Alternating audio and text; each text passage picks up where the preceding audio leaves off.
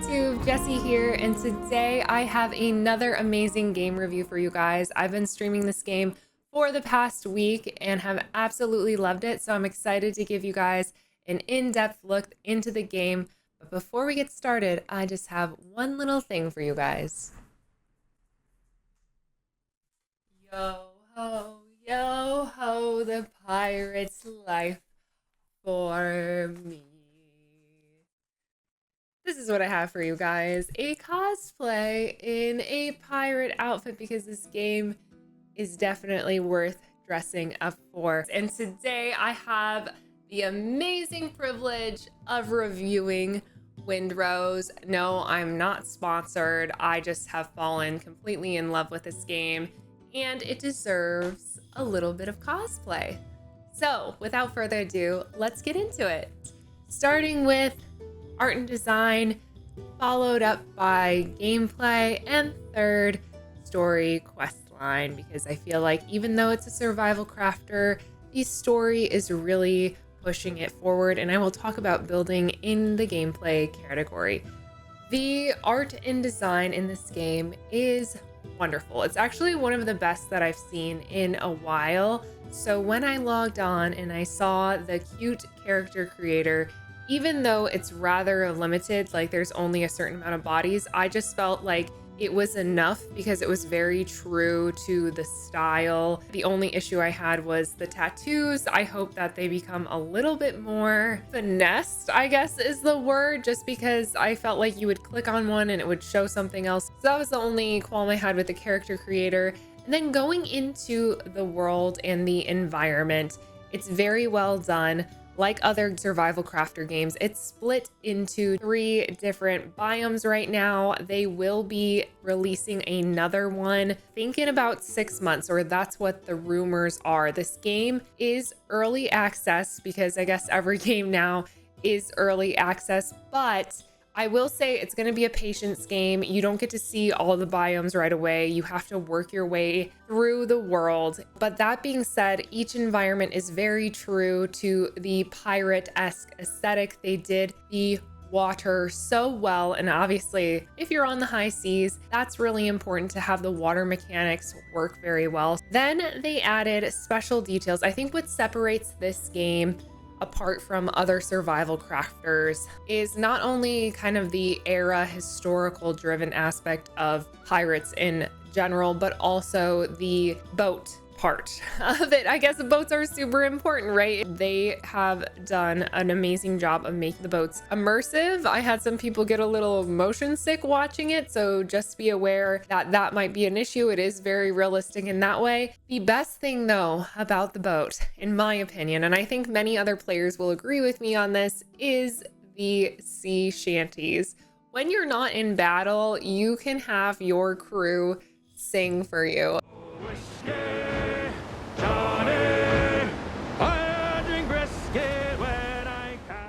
I really hope the devs add more songs because you get to a point where you're like, I know all these, I want more. So sound design, completely solid. Lighting design, also amazing because I feel like it reflects the environment very well. So you have a typical day-night cycle with many survival crafter games. What I like, not only with the day-night cycle, they also have different weather patterns, and it's not just rain, it's also like mist and clouds, and it adds an extra bit of aesthetic, especially when you're traveling from island to island. I don't want to spoil too much, but everyone's map is different. There are map seeds, and then there's also the items as well in that art that kind of ties in not only to like the historical culture, but obviously like pirate culture. And they also have very funny pop culture references as well, which I won't spoil those two unless you want to watch an Easter egg video. But there's some funny stuff that I noticed in some of the UI and UX when I was looking at the skill tree. They just have little hints and funny things that make the game have a sense of humor, which I also think is important, especially when you're in an immersive world, just to break it up a bit from pirating And I'll end on, as I mentioned, the UI and everything. I think they did a great job of helping the players organize their categories of items. So I thought that was really unique. But then also, even though you are limited on storage in the beginning, I think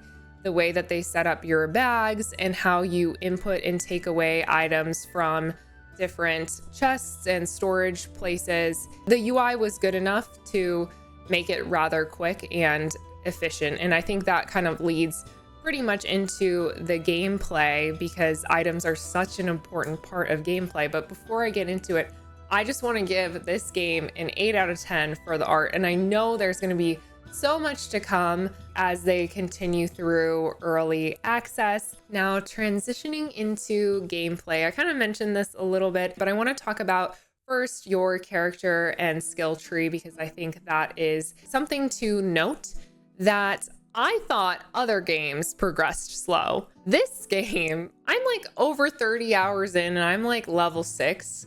So it takes like 5 hours to level up. And granted, obviously I wasn't trying to like hustle level or anything like that, but I was a little bit behind with the leveling and I wasn't sure if I was supposed to feel that way. So just keep that in mind, that with the gameplay, you might need to be a little bit patient with your XP, because the only way you can get XP in this game is through quests. So it's not through building, it's not through finding items, it's literally only by completing the quest line. So that sometimes could be frustrating for people, but could be a way to help them like progress through the game.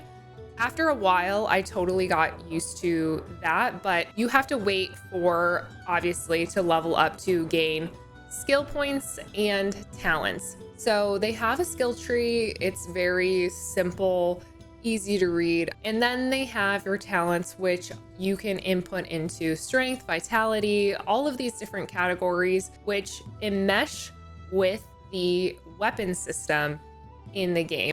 Basically distribute your stats accordingly and figure out how to align those things. It does take a little bit of time to get used to with upgrading your items, upgrading your character, XP, kind of finding a balance between all those things and how to really maximize your character. Because there have been times, and I feel like other players have mentioned this, I felt very under leveled for the things that I was doing and felt like I kind of had to just like wait for myself to get up to a better level and find kind of like more of the smaller side quests. So you will have to do side quests in this game. You can't just skip through the main story. I mean, you can, but you'll be pretty under leveled for those things. The other thing I wanted to talk about is fight mechanics. So I think this took me a little bit to get used to, because it's actually, the fight mechanics are pretty on point. I was not disappointed with the boss fights. I thought they were challenging. I thought I actually did have to go back and like upgrade things and prepare, but I like that. If you don't like these type of boss fights in your survival games, like you like it a little bit easier, or you could be over leveled for that, you might have a hard time with this game because you can't really progress until you fight certain bosses. And then another thing to talk about during gameplay is the sea fights. These boat fights obviously are great economically for you to grow your base, get money, do trades with other pirate factions, but getting used to the boat fights is something that I'm personally struggling with and something that might take a little bit of getting used to. So that's just another thing to think about before you purchase and play this game. So the biggest thing that I wanted to talk about in gameplay is obviously the building, because I actually love the builder that they've created. Other people have said that they've had a few complaints about it for being a little too simple, especially in the beginning when you haven't unlocked all of the materials. But I actually felt like because it was more simple, I didn't feel overwhelmed, and you don't really have to grind for materials. You do have to like obviously collect a few here and there, but the ratio of building to material number is actually rather small. It's like a 1-to-1 sometimes, or a 2-to-1 depending on what skin or what type of building you're making. And I also liked that you don't have to necessarily unlock the new biomes to unlock materials. It's more just like they created these skins for the walls, flooring, tiles, decor that use a combination of the materials that you can find at pretty much any of the base islands, which I thought was very refreshing because I'm used to having to go mine forever to build just a staircase. Otherwise, the customizability of the angles of some of the blocks, there's a little bit of misalignment with certain things. So if you feel like you are super type A or really nitpicking when things line up, this might be frustrating for you because not all of the items yet are perfectly aligned, but I don't think it takes away from the game at all, in my opinion. Oh, and one more thing to note. The fast travel isn't necessarily the most convenient. You do have to build your own fast travel points, which I've seen before, but they can only be in the water. You can build respawn points kind of wherever you want, and they allow you to build outside of your fire pit zone. So you can kind of build really anywhere, which is awesome, but you can't build fast travel points anywhere. And I just wanted to talk about that because sometimes fast travel for me is a super important thing because I get lost. Overall, I felt the gameplay was relatively well balanced despite the frustrations of feeling under-leveled at moments. So I think this rating that I'm gonna give it is something that really is up to you. Like, I feel kind of almost unable to give it a true rating because it just depends on what type of gamer you are. So I'm going to give the gameplay a 7 out of 10, just because sometimes I felt very under-leveled, especially during the sea fights. I found that I needed certain upgrades and was unaware of them, and it didn't really take me through that portion in the tutorial. And finally, the last thing that I wanted to talk about is the story and quests. And this is where I also wanted to talk about tutorial. I typically talk about tutorial and gameplay, but I think because the tutorial is so integrated into the quests that it's important to talk about here. And it did not take me 1 day to finish the tutorial. It definitely took me 2. So you're probably gonna be doing the tutorial for like 10 hours, but that's okay. I think it's important to take your time. The tutorial is set up actually very well. It just is missing a few things here and there, such as upgrading your weapons and like your items. And it doesn't really have that integrated necessarily into the tutorial itself. It's more like something that you have to figure out as you go along throughout the game. And the final thing I wanted to talk about is the story. I don't want to give too much of the story away because I want you to experience it for yourself, but essentially it's a similar story to many video games.